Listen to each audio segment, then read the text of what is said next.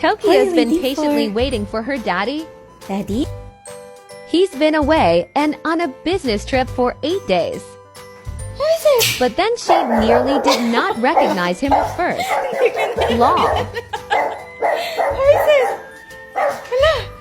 Who is it? Who is it? Who is that? Kanina pa niya inaantay dun eh. Who is that? Who is that? Ala! Who is that? Who is that? You smell. You smell him. Go. Who is it? Go. Who is it? Who is it? Go, go, go. She keeps barking at him until she recognized his kilala ka scent. na niya. Ay, sus! Kanina pa yan nabibwisit eh. Antay na antay dyan sa kortina. Wow! Oh no! Hugs and kisses overload. Welcome home. Let's go. Let's go. Now she got new treats from her daddy. Do you want to open it? Tokyo is very happy. Wow.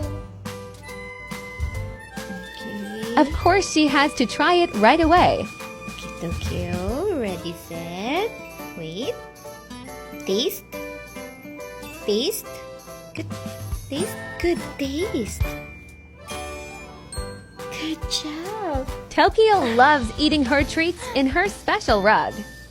Now she has to try the other one. Bones, bacon, and